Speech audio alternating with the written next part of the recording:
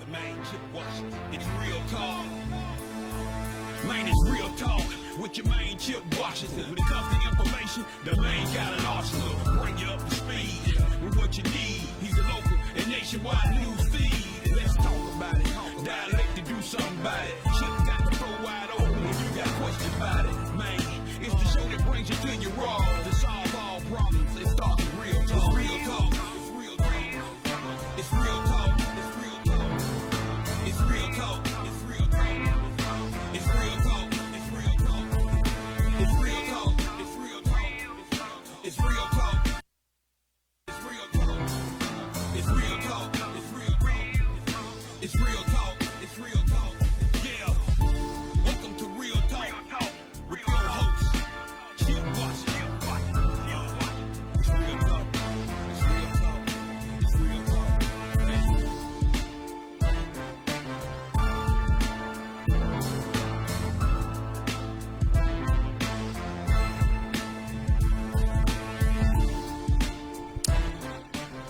One year ago this week, not today, but this week, a little show called Real Talk was launched, and yours truly was the one that launched it. Greetings and salutations to each and every one of you out there. Chip Washington here, your humble host of Real Talk with Chip Washington on this Monday, August the 10th. I think I launched this show a year ago. I have been doing this now a little over 365 days. I will leave it to you to determine what you think of how the show has gone. But I'm wishing myself a happy 1 year anniversary. Happy anniversary to me, the Real Talk host. It is on the serious side though. It's been a really, really good experience for me. I'm a TV guy, so this is my first foray into radio, and I just wanted to do something that would kind of connect the dots, bring you some folks that could pass along some information that you could use, that we could all use, and hopefully we've been able to do that. So I want to publicly thank every person who agreed to be a guest on this show the last year, and all those folks who dropped by when we were at AM 1600 WMQM, gave a little bit of their time and a lot of their knowledge to share with our audience. I've had some really, really, really good guests, and not only good guests, but good people as well. So I'm really, really very thankful. I'm thankful to the folks I like to call Real Talk Nation, the ones who have been with this show since its inception. I know every week you couldn't be on, but you had things to do. But you kept up with it, and you've sent some positive words here and there, and some support here and there as well. My goal is to grow this show down the road. We have been approached by some folks, and maybe we'll get back on radio for sure in another couple of months, and maybe even bigger than that. So, we'll just let God do what God does. And I really thank him for the opportunity to be able to do this show with you and for you. I think Mandrill McLaughlin in particular, he was one of the very first folks I tapped, and I said, help, to try to get this production off the ground. And so, he was really, really good in teaching some of my young bucks who are my producers. And I want to thank Marquette, and I want to thank Adam. These two young men wanted to learn a little bit about radio, so they came on board, and they were producing my show. And I'm very, very excited to have them, really, really good young men, period, but also very smart. And I think I'm going to bring them back with me. I know I'm going to bring them back with me when we start to do this thing, on a bigger level, on a broader level, because my job is to teach. I'm getting old. My job is to teach or give people the opportunity to learn. And because that's the next generation coming up. And that's something we all need to do, by the way, ladies and gentlemen. We need to reach back and teach back.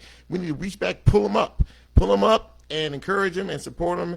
And, because guess what? None of us are going to be here forever. But there is another generation down the road, and we need to kind of factor all that in. Having said all that, how you doing? Everybody doing okay? You have a good week? It's hot again. It's hot. It's really hot outside. The humidity is up and everything else. And yeah, I haven't forgotten about COVID. COVID is still running rampant here. 163,000 of our brothers and sisters have succumbed to this virus. And, there's been over 5 million people in this country. Over 5 million people are infected with this virus. I had a young lady on my show last week who is a survivor of COVID, and she's still dealing with it. It's tough. It's tough. This is a tough thing, and I don't think any of us want it. And anybody who has it and is still here to talk about it will tell you that you don't want this.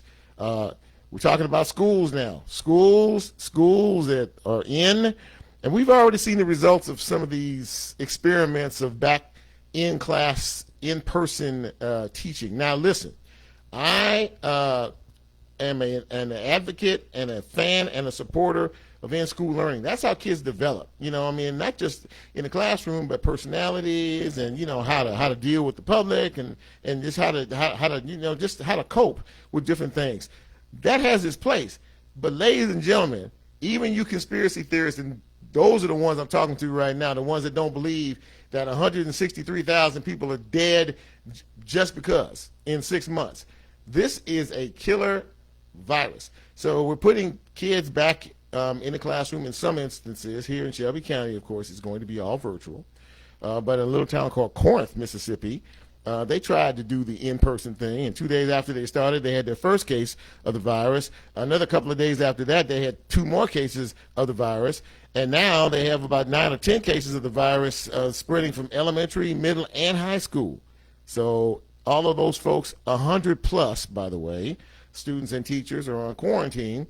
So we'll see what happens there. Today here locally, Lakeland and Millington went back to school, back in school, in class. So, we're going to pray that everything is going to be okay. That's the first thing we need to do, is pray that everything's going to be okay.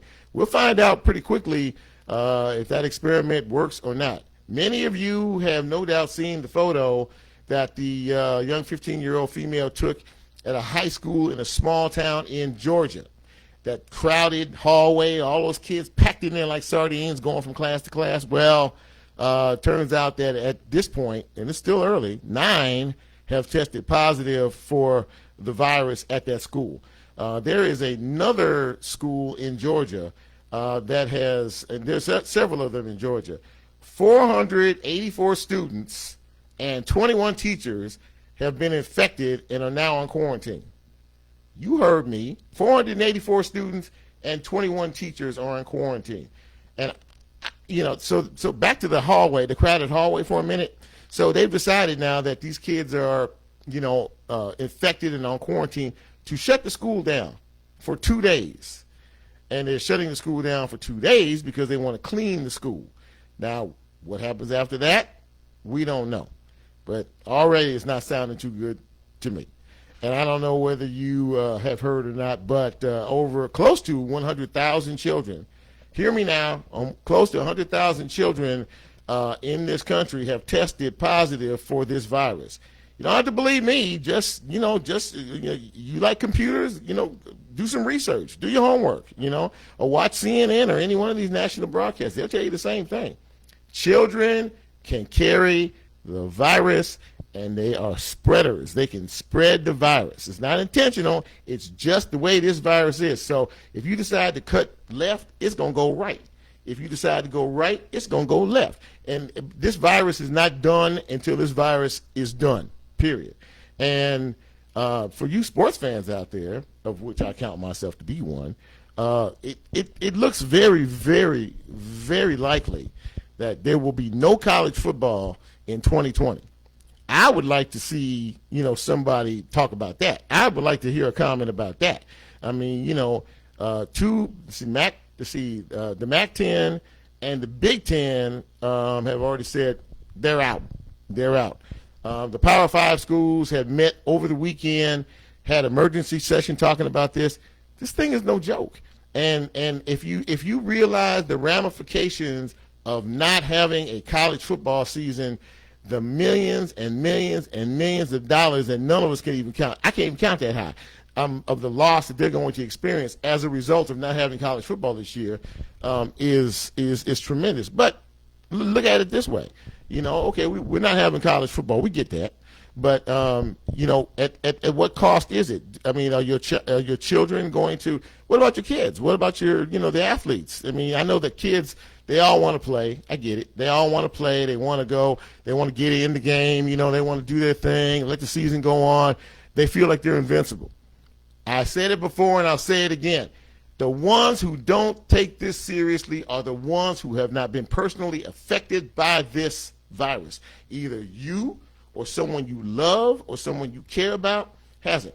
And this is, so, I mean, again, we are all free to make the decisions that we can make on our own.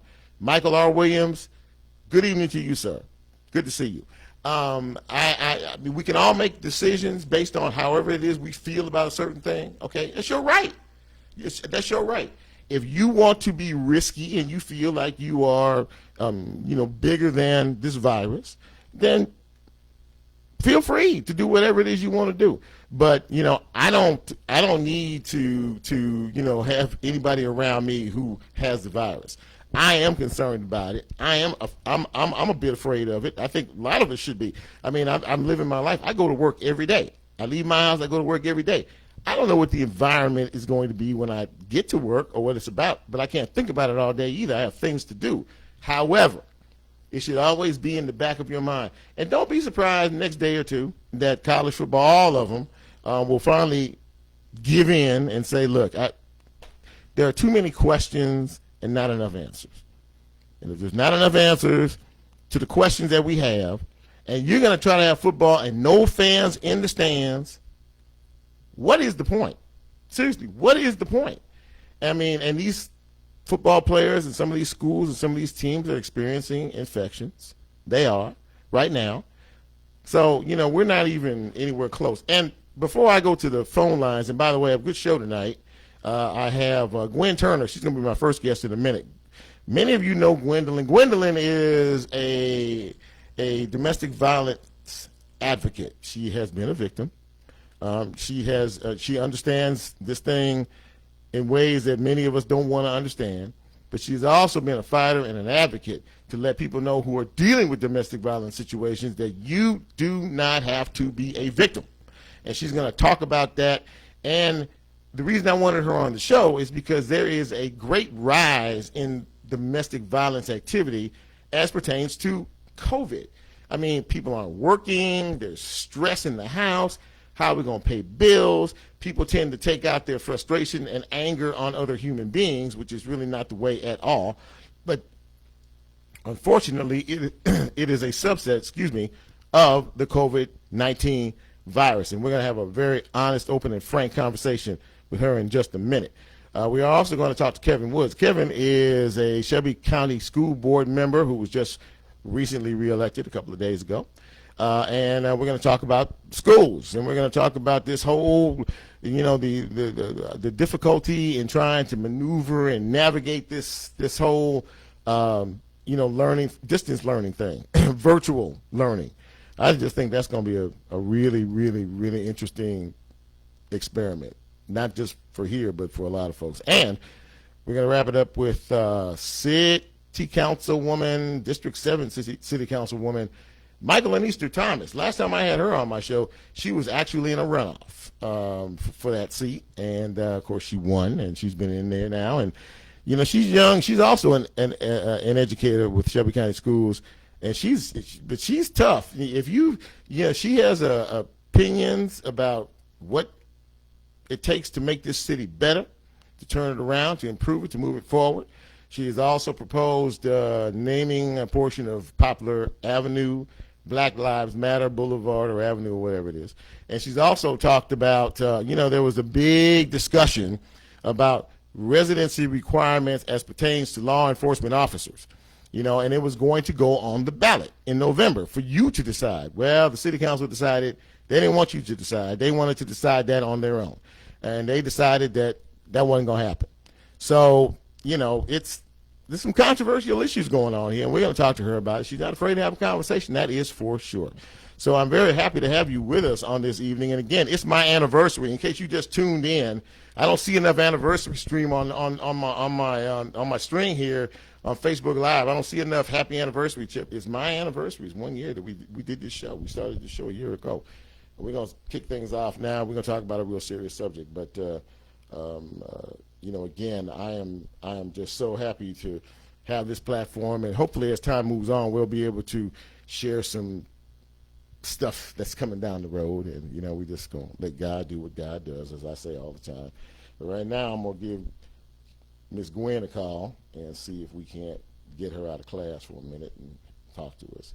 Thank you, as always, for being here. It's Real Talk on this Monday. Sorry for the delay. In this area, you need to dial both area code and phone number so we can complete the call. All right, Please thanks. give it another try. Yeah, thanks. Okay. Para realizar una llamada en esta área, Oh my God. Okay, here we go. Jeez. Okay. Let's just try this one more time. How about that? That's an Android for you, right? Y'all have Android phones. You know what I'm talking about, right? It's an Android phone. It's just not good. Hold on just a second. Let me do something here. Let's see here. You got to put 901 in front of everything, and then you got to try to call from that. Let's see if it's going to work this time. Let's see here. Hold on. Don't be impatient. Hold on. We gonna make it happen now. Hold on. 644. Do this, and we're gonna do this now. Let's give her a call and see if we can make this thing happen. All right. Save and call. It better not do the same thing it just did to me. Sorry for the delay. Oh! All right. Let's do it the old-fashioned way. Okay. We gonna call her, and we gonna use the keyboard, the keypad here, and we gonna do it the old-fashioned way, since that's what they want. 901.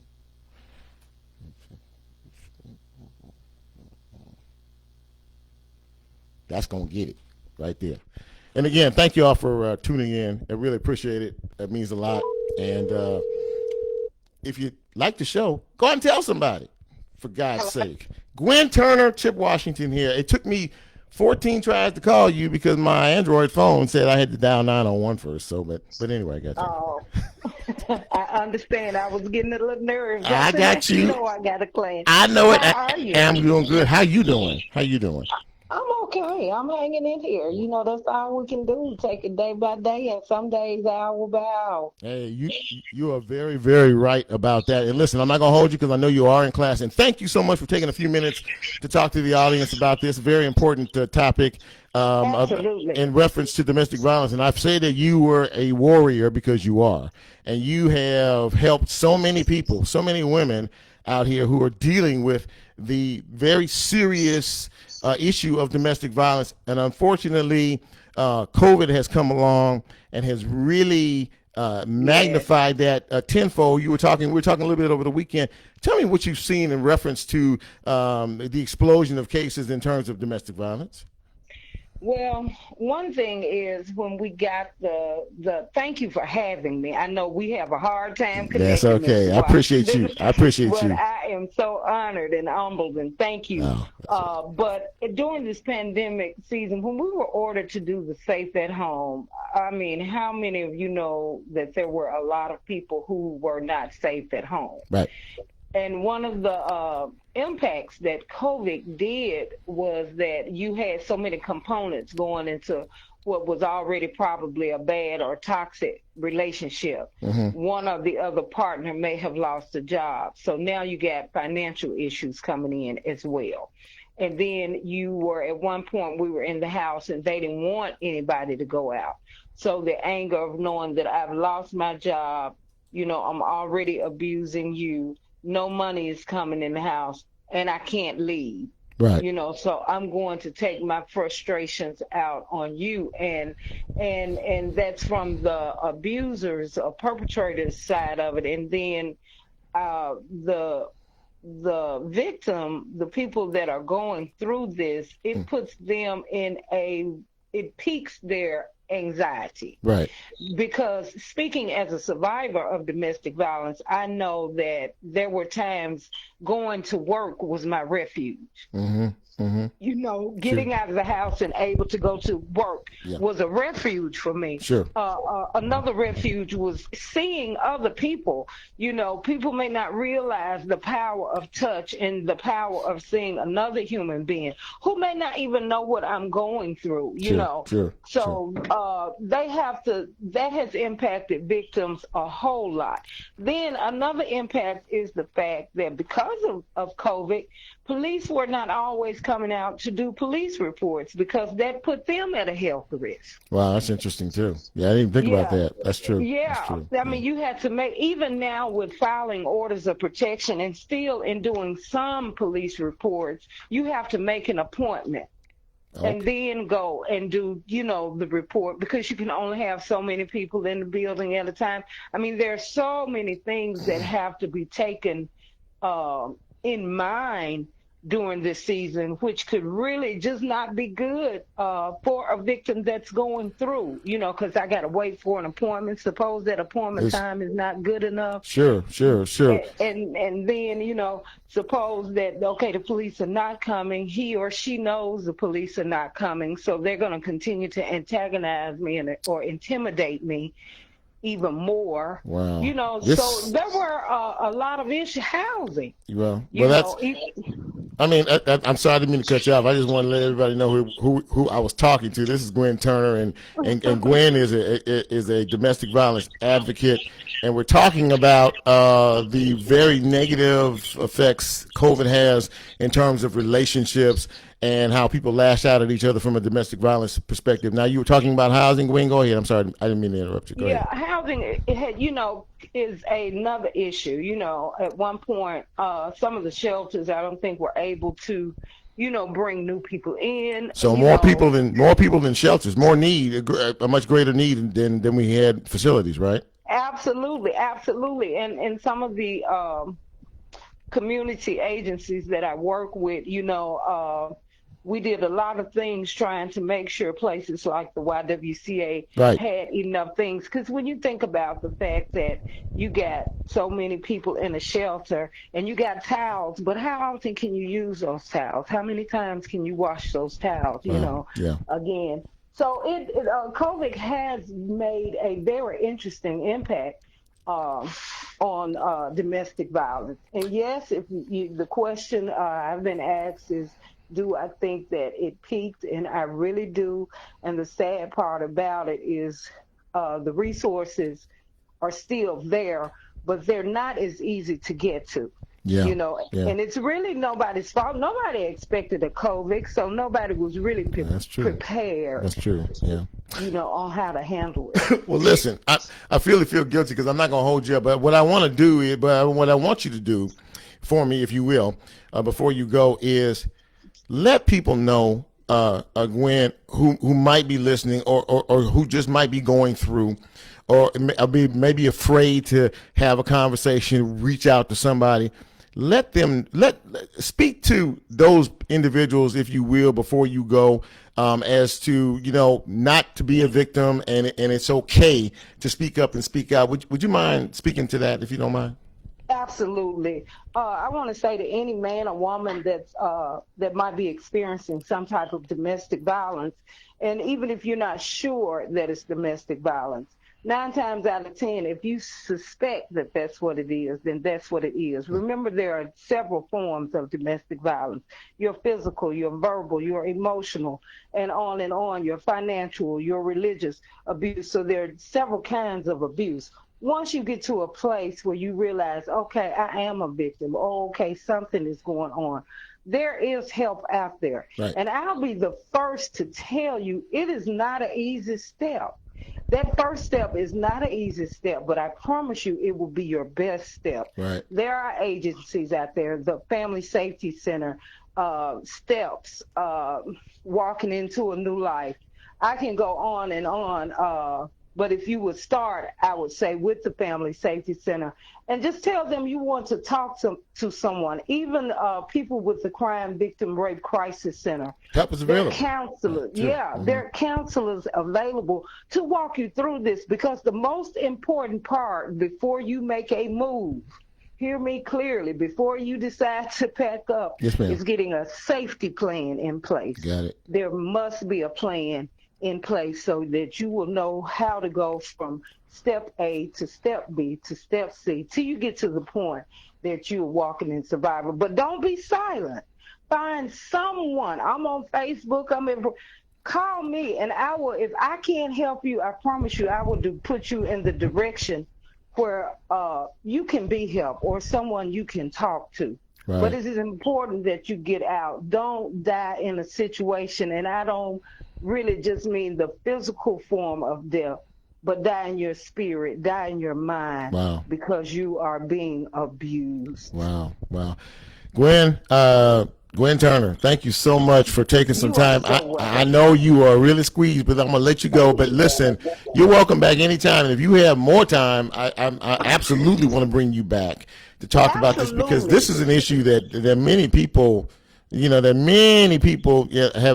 dealing with, have dealt with, and understand, and they need that resource to be able to help them. But Gwen, go to class and get an A. And listen, thank you so much for taking some time, and come back soon here. Absolutely. We're going to get together, because I do want to come back soon. There are some other things that we need to talk to the audience about, but we'll get together on that. Thank you for having me, and I hope somebody was touched or blessed by something that I said today. I know they were. Gwen, thank you so much, and you take care. You're so welcome. Talk to you soon. Okay, bye-bye. Bye-bye.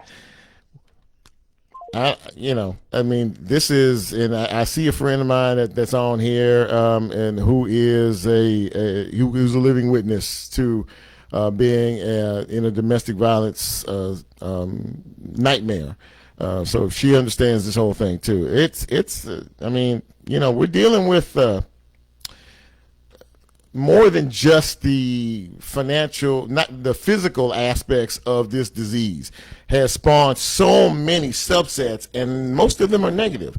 And domestic violence for the stress and everything else that people have to deal with, and but people don't know how to expend that energy in a way that's not negative, and taking it out on somebody else. This domestic violence, and we're gonna do a lot more stuff on domestic violence, because it is a big problem, and a lot of folks are too scared to have that conversation and to open up and say, yes, I am a victim. I need help. Help me. So I really thank Gwen for coming on the show. Now we're going to shift gears, and we're going to talk a little bit about education. And, of course, school here in Memphis is just a couple of weeks away. And, we've decided that we're going to go virtual. And we're going to talk to Kevin Woods about that. Great conversation with Gwen. I hope that it did help somebody. I really do. Hello, it's Kevin. Kevin Woods, Chip Washington, Real Talk. How are you? Hey, Chip, how are you? I'm doing great, man. I'm doing great. First of all, thank you for giving up a little bit of the family time to spend a few minutes with us and our audience. I really appreciate it. I'm glad to do it, my friend. Can you hear me okay? I got you good, man. Can you hear me okay? Yeah, I can hear you just fine. Okay, great. So Kevin, and I said this earlier today, Kevin won re-election last week back to the Shelby County School Board, and congratulations on that. And thank you. And you've been there and you've seen this. So Kevin, let's talk a little bit about this issue called COVID-19 and how it's just turned everybody's world upside down. In terms of the academic side of things, I know you all had some extraordinarily difficult and serious discussions on what should be done this semester. It was decided that it's going to be a virtual school year. What's your take on that? Well, yeah, first of all, you mentioned the election. I do want to pause for a second and congratulate all those who won their election. Absolutely. All those who chose to put their name and choose to step in the arena to give it a try. So did want to mention my colleagues that will be returning, and even those who put in the work who may not be returning. But all in all, those are the individuals who are driving policies that impacts the lives of over 90,000 students, right, and families, as well as employees as well. So with that, I decided to run for re-election was primarily driven by COVID-19. mm-hmm. We know that that there hasn't been a superintendent asked to lead during this time, and there hasn't been a board that has been tasked with making policy exactly. And budgetary decisions during this time. So it is a challenge. Yeah. We've been working diligently to address some of those challenges. Obviously, first by making the decision to go virtual. We knew that if we could get every student a device, and then knowing that we will let science and data drive those decisions, then if we could have a device in every kid's hand, we wanted to do so. And teachers wanted virtual. The vast majority of parents wanted virtual. Mm-hmm. And I think teachers are getting prepared to deliver that content. I said over a month ago when they were asking the question about virtual versus instructor-led, yeah, I said it's really not a question of if it'll be virtual, it's how good will virtual be. Yeah. And I think that's what teachers are focused on right now, is making sure that it's quality content for students and families. Okay, talking about Kevin Woods, he is a school board member and a good guy. But I want to ask you, because you mentioned a couple of things there, the great challenge that this presents from the virtual perspective, the equipment perspective. We live in a city that is very challenged. Poverty is pretty high on the scale here. There are a lot of different variables and issues involved in all of this. How challenging is it going to be to provide all of the students that you mentioned, about 90,000, whatever it is, to get them in the digital world, equipped and ready to go when the school bell rings? Because this is a major challenge. Yeah, it's a heavy lift, but what we know is many of our students, about 70% of our families had indicated that they had devices at home. Our children are connected either through smartphones or iPads or whatnot. Mm-hmm. They are familiar with technology. Sure. But we realized that this two-generation approach, that we won't just be educating our children on how to use the devices, but we have to make sure that we bring the parents along as well. There you go. Yes. Yeah. And then we also have to be very mindful of children who may have intellectual challenges and that may be our SPED population. So we're working closely with those families and making sure we can deliver in this virtual world that where they can receive proper content. We knew it was a heavy lift, so it wasn't a question of how hard. It was really about is it the right work to do? Mm-hmm. And so we believe that our teams are up for the challenge let's get the devices in the hands of students. Sure. Get teachers trained, and then let's work with our community partners to make sure that we're not trying to do this alone. We got a number of community partners that are on the ground that know these families personally, intimately, mm-hmm. and that can help. It can help inform us on better ways to improve outcomes. Now, you talked about community partners. There seem to be a lot of organizations. From churches to daycare centers to community centers to a lot of other places that are opening their doors to these students and things like that for people who have challenges in terms of the having to work and other things like that. How vitally important is that? Because I've seen a list of and I know the YMCA is kind of over all of this, coordinating all of this. How important is that? Really to be able to fill in the gap, so to speak. We think is vitally important. Where community partners can step in, particularly for our essential workers, people who are on the front line, right. Our healthcare workers, mm-hmm. Our grocery store employers, our public safety officers. Sure. We know a number of people are required to go back to work and don't have the luxury to work from home. So we wanted to make sure that we can address the needs of those families as well. Like I said, we are partnering with the YMCA, and we're calling on faith-based partners, community partners alike, and even businesses.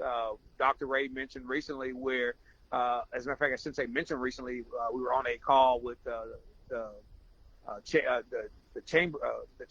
chamber as well as the chairman circle, and calling on our top businesses that, if you have employees that are required to come back to work, is there space available to help accommodate perhaps their children as well? And so what we're trying to do is open up as many locations as possible to help meet that need, with the understanding that, we're not going to find 90,000 seats, but also knowing that 80% of our families had already indicated that they preferred virtual. Yeah.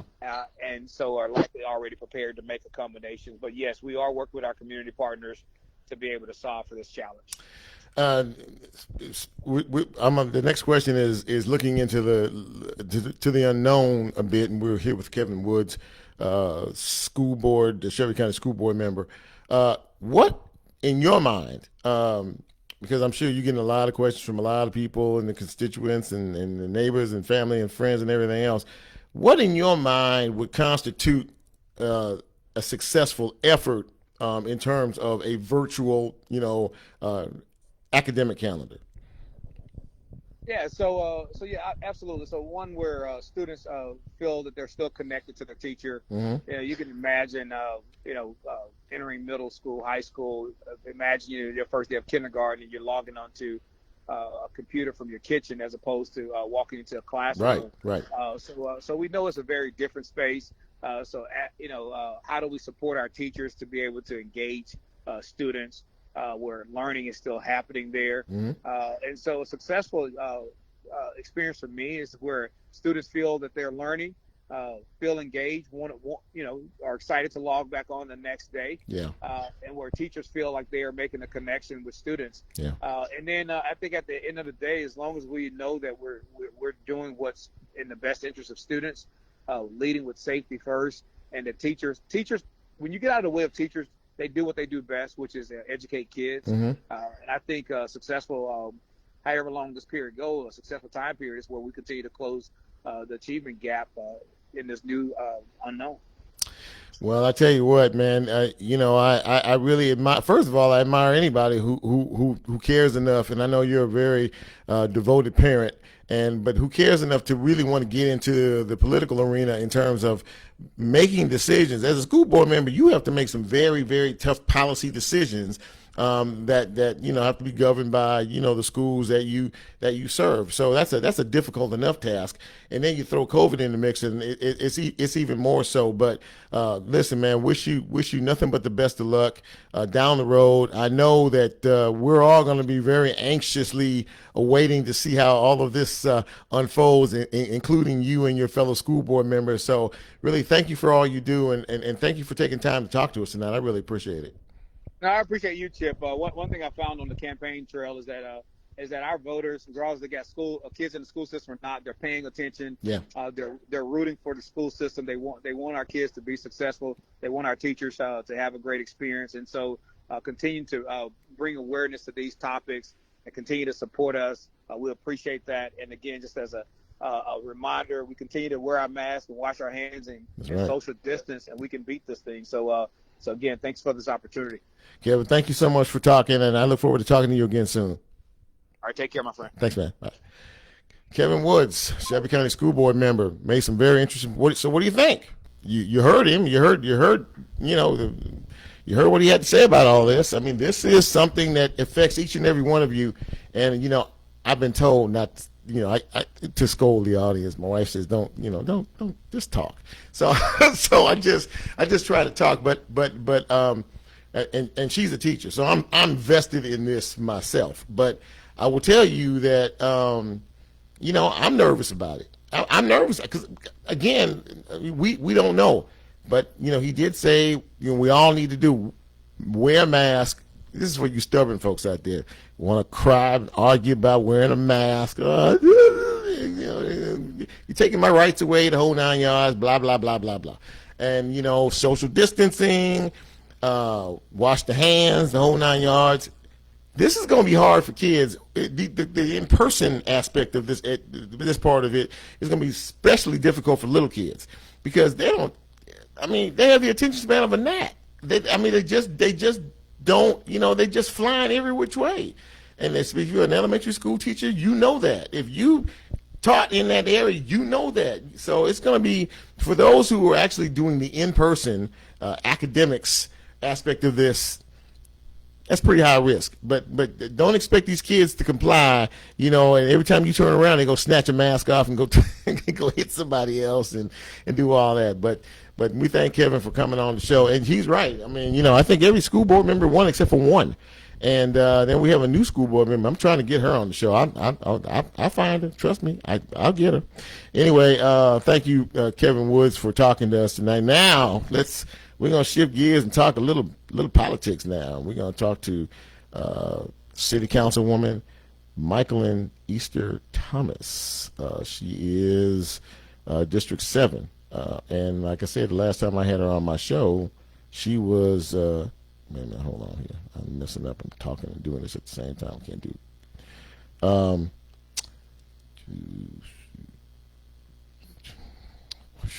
Hold on, people. Hold on. All right, here we go. Last time I had her on my show, she was in the runoff with the former incumbent, and she just wiped him out. So she's in the seat now, and I'm very happy to have her on the show tonight. Good show so far. Good show so far. It's my anniversary show, in case you guys missed it. It's my anniversary. Hello. Michaelyn Easter Thomas, City Councilwoman, District 7, Chip, Washington. Real Talk here. How are you? Hey, Chip. I'm doing well. How are you? I'm doing good. And listen, thank you so much. I've been waiting on your call all day. Oh, hey, look at that. We're finally here. And listen, first of all, thank you for taking some time. I'm not going to hold you too long, but I really appreciate you taking time to talk to us tonight. I really do.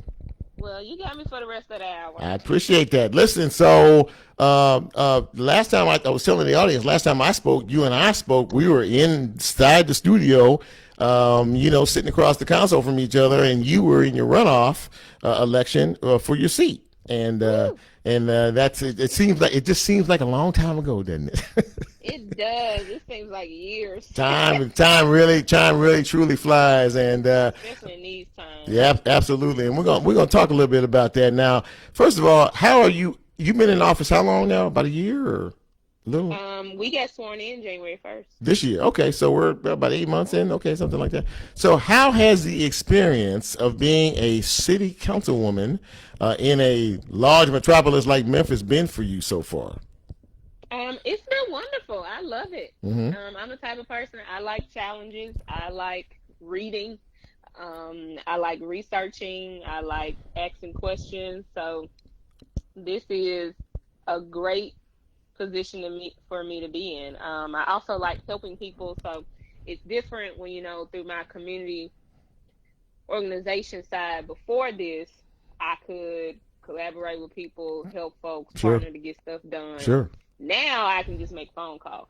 Look at you. Just send an email. Big shot, man. Look at what and email. I still collaborate with folks and still partner with folks in the neighborhood, but it's using different means leverage to get more help and more direct help and more focused help and get it faster. And I just love it. So. Well, there you go. So the election brought forth some pretty good sized changes on that city council now, and there's a different look. There's a different dynamic. There's a different attitude and direction.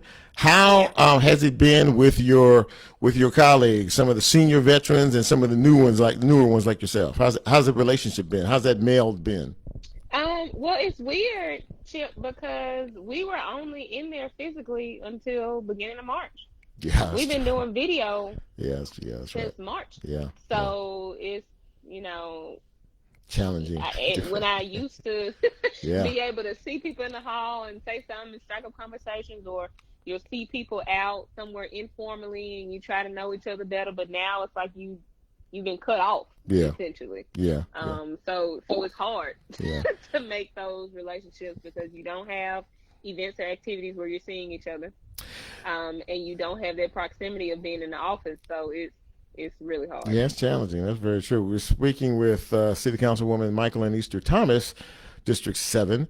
Okay, let's talk about a couple of things that have made headlines for you recently. One of them, of course, you are very passionate about this city. I know this from a fact. I sat across from you. I know. I was looking in your eyes. You're very passionate about this city. You're very passionate about helping others and the challenges that we face as a city and as a community. These protests that we had, from the George Floyd situation, that was very active here in Memphis. You recently proposed a renaming of Poplar Avenue downtown there to Black Lives Matter Boulevard. Talk a little bit about what was behind that thought. Well, I wrote an op-ed, I did a press conference, Yep. I put it out on my Yes, you did. social media, Mm-hmm. just to reiterate the points and to help folks see my reasoning.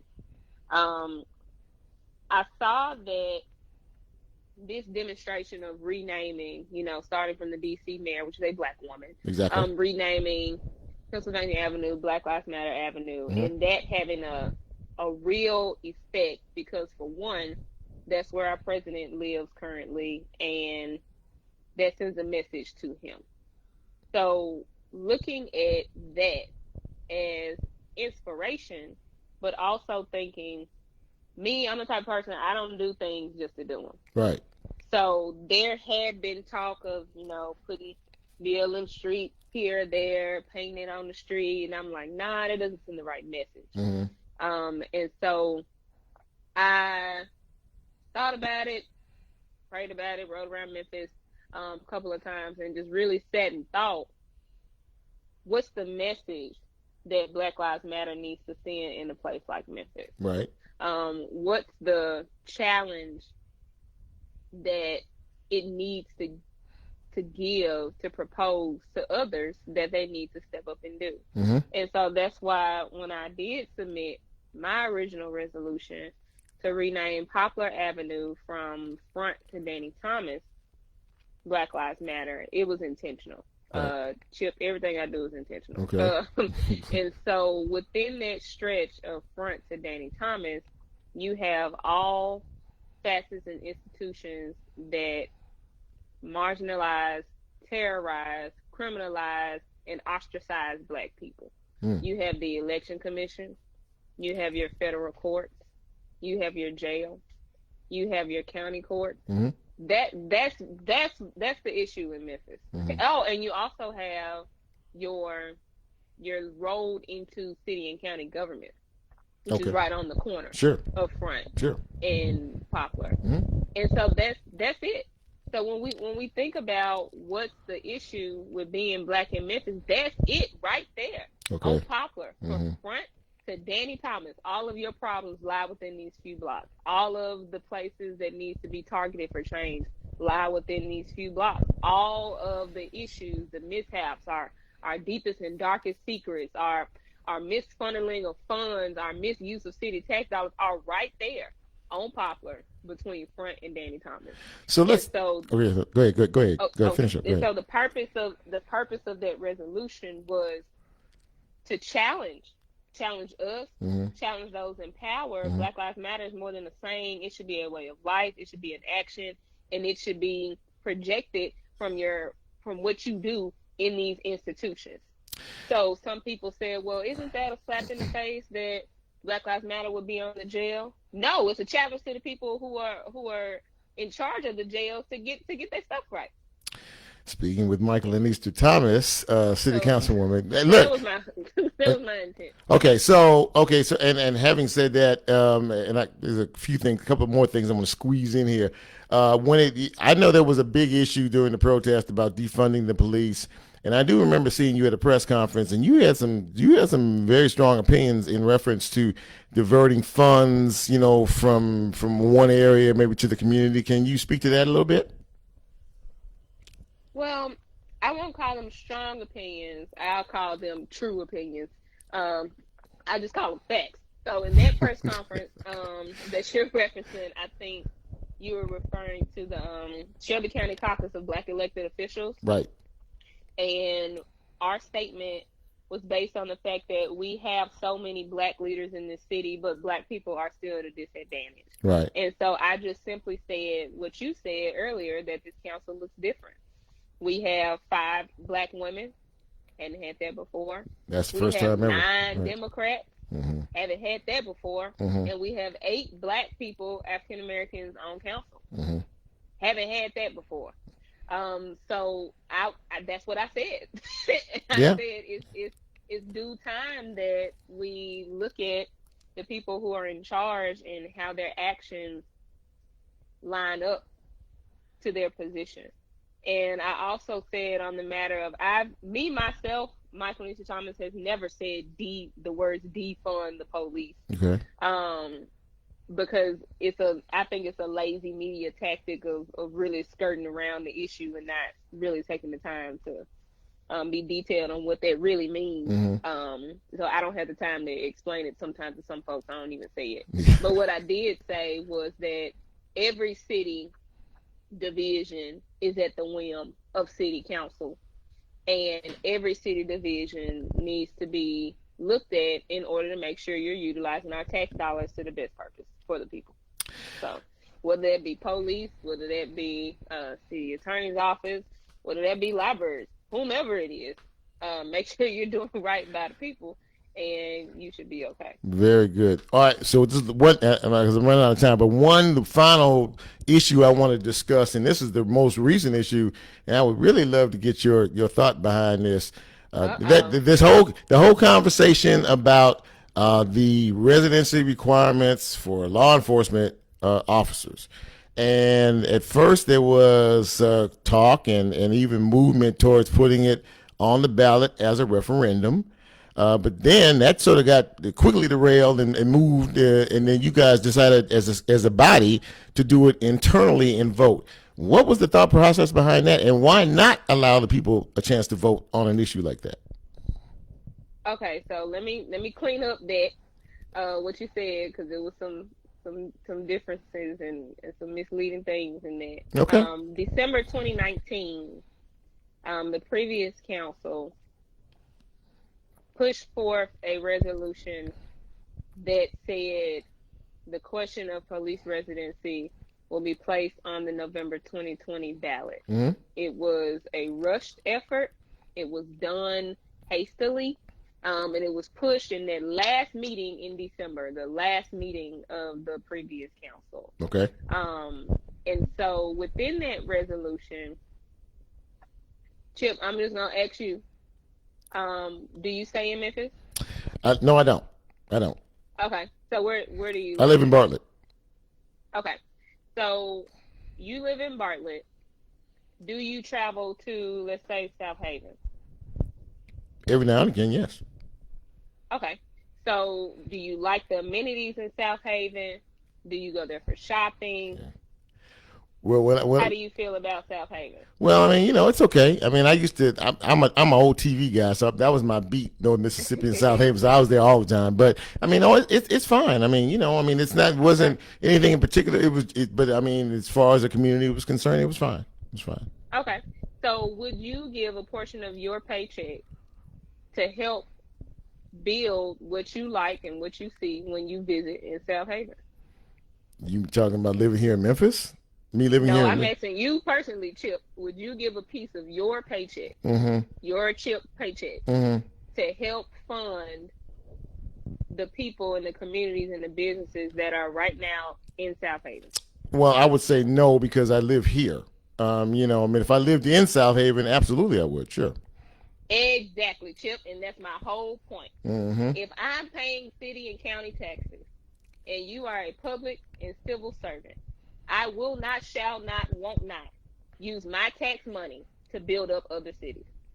When we have children, we have families dying, asking for these resources and in dire need of help, I cannot, in good effort and in good moral compass, use my position to allow up to 5,000 police and fire employees move outside of the city and take their taxes elsewhere to build up other places.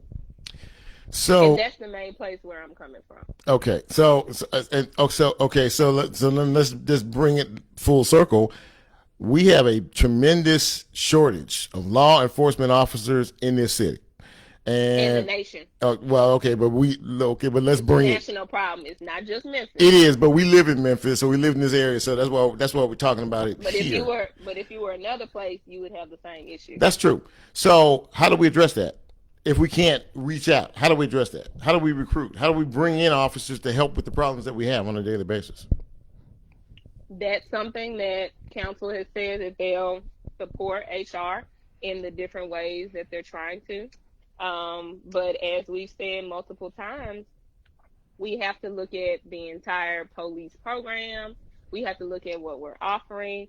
We have to look at our incentives. However, and I said this on public comment on council last week as well, we are not that desperate of a city to give up everything in order to take what somebody's just willing to throw at us. And if you can be from anywhere. You can be from Seattle, you can be from New York, but if you're working a government job that I'm paying my taxes to, you need to live here, because there is no reason why you can't live here in Shelby County. It doesn't even have to be in Memphis to do your job. When my taxes pays you. Like we just used the example of South Haven. Sure. I'm from North Memphis, Chip. I'm not in the business of building up South Haven. I got you. I'm not in the business of building up West Memphis. The hiring, that's a retention issue. Yeah. The shortage, that's a retirement, that's an attrition, and that's a retention issue. And we've talked about that so much just this year alone, and they did last year as well. Yeah. But I'm not just on the fact of money. We haven't even talked about community policing. We haven't even talked about we're getting a new police director soon, early next year. Yeah. We haven't talked about a lot of different things. As even HR has brought up, they challenged city council members to refer 5 individuals for the force because they were so short. Chip, I work in a high school. Yeah. It's 1,200 kids right there ready for referrals. But nobody who comes to my high school to recruit. I haven't seen them. So we have different things that can be expounded upon and can be helped before we just throw our hands up and just like, well, if you don't want to live here, it's okay. We'll give you our money. No, that's not what we're doing. How are we ever going to have money for parks, libraries, community services?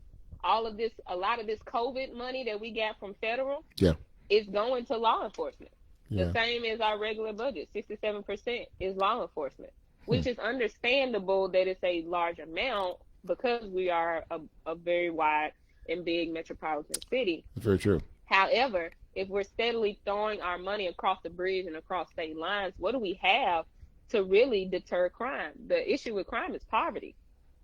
If we are giving away all of our money because we're scared of the quote unquote crime, we're always going to have it because we're not trying to help the problem of poverty. And we can't do that if we're giving our money away to people who don't live here. Michael and Easter Thomas, I have enjoyed this conversation. I have to go, but I have really enjoyed this conversation, and promise me we will do it again one of these times down the road soon.